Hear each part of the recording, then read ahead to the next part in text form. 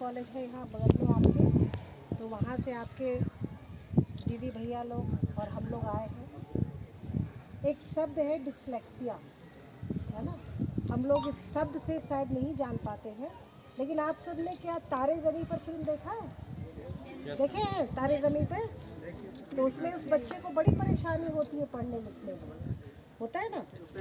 लेकिन वो इतना अच्छा कलाकार होता है, उसको स्कूल में पनिशमेंट मिल जाती है, डांट लग जाता है, लेकिन वो बच्चा दिमागी रूप से कमज़ोर नहीं है। लेकिन लोग उसको क्या समझते हैं, प्लस उनके पेरेंट्स भी ये समझते हैं कि वो बच्चा जो है बहानेबाजी कर रहा है, वो पढ़ना नहीं चाहता, वो कमज़ोर बच्चा, उसके मार्क्स अच्छे नहीं आते, उसकी हैंडराइटिंग अच्छी नहीं है, वो बी को डी लिख देता है, डी को बी लिख देता है। ये सारी दिक्कत थी ना उसमें। तो इस दिक्कत को हम कहते हैं डिसलेक्सिया, जब बच्चे ठीक से पढ़ नहीं पाते हैं। लेकिन सबसे पहली बात जो गौर करने वाली है वो ये है कि डिसलेक्सिया कोई बीमारी नहीं है, ये रोग नहीं है, और अगर बीमारी नहीं है तो इसका कोई इलाज भी नहीं है। तो फिर क्या करें?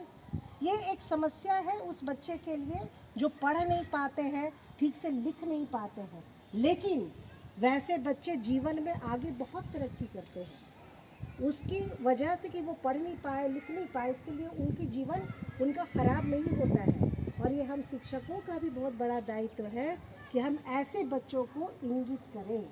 और ये डिसलेक्सिया जो है, ये विद्यालय में जब बच्चे पहुंचते हैं, हमें तभी पता चलता है कि बच्चे डिसलेक्सिक है या नहीं है। तो ये एक न्यूरोलॉजिकल डिसऑर्डर है, this is not a disease, ये एक डिसऑर्डर है। और ये डिसऑर्डर के साथ बच्चा जीवन पर्यंत रहता है। लेकिन जब इसका कोई इलाज नहीं है और ये एक अगर उसको सामान्य बच्चों की तरह अगर नहीं है, तो फिर क्या करेंगे?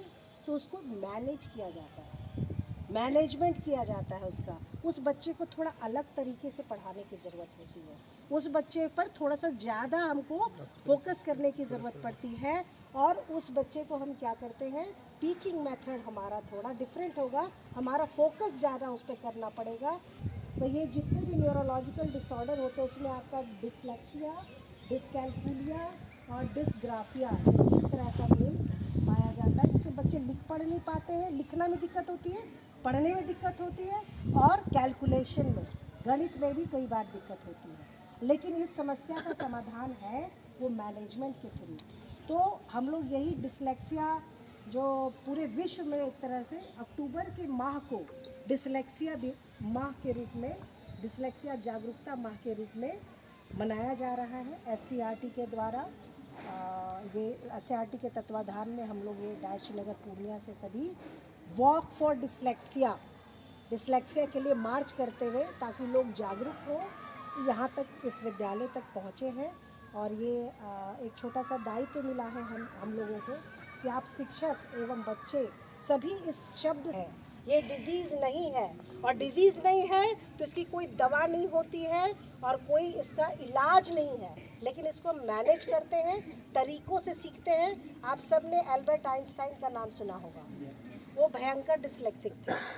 अगर उनके इतिहास को आप लोग पढ़ेंगे तो वो लगभग हर विषय में फेल कर जाते थे, लेकिन उनको फादर ऑफ फिजिक्स कहते हैं, है ना।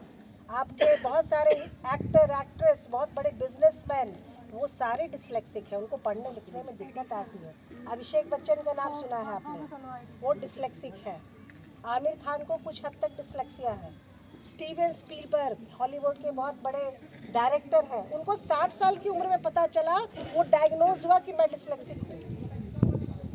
ऐसे बच्चे अलग तरीके से चीज़ों को बहुत अच्छा करते हैं, वो कमज़ोर नहीं होते। तो यही मकसद है कि आप लोग को इस बारे में थोड़ा जागरूक किया जाए, खासकर हमारे शिक्षक जिनके पास हमारे बच्चे पहले पहुंचते हैं, क्योंकि डायग्नोसिस आप ही करेंगे पहले, है ना, और उपचार भी आप ही को करना है। और सर, अच्छा, मैंने परिचय नहीं दिया, मैं मंदाकिनी कुमारी, मैं लेक्चरर हूँ डाइट श्रीनगर पूर्णिया में, और हमारे साथ हमारे सहयोगी डॉक्टर रोशन कुमार सर, वो भी लेक्चरर हैं और इस प्रोग्राम के कोऑर्डिनेटर हैं। और हमारे प्रथम वर्ष और द्वितीय वर्ष के सारे प्रशिक्षु काफ़ी मेहनत कर यहाँ तक आप लोग के बीच आए हैं। सर, कुछ और दृष्टिकोण?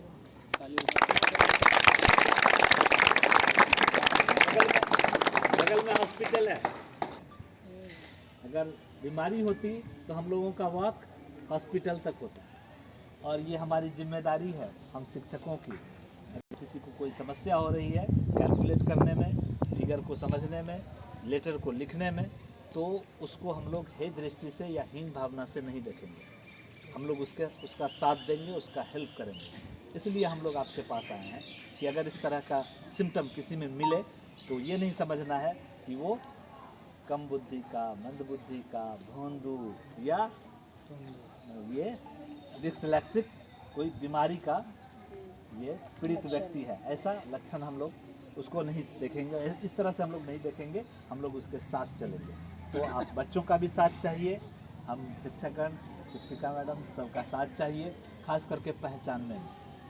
तो हम लोग यही समाप्त करते हैं। चूँकि हम लोगों का वर्क एजुकेशनल इंस्टीट्यूट से एजुकेशनल इंस्टीट्यूट तक है, हमारा प्रशिक्षण संस्थान से शिक्षण संस्थान तक हमारा वर्क है, यह यही दर्शाता है कि यह बीमारी नहीं है, इसका इलाज नहीं होता है, इसका समाधान है, और समाधान हम लोग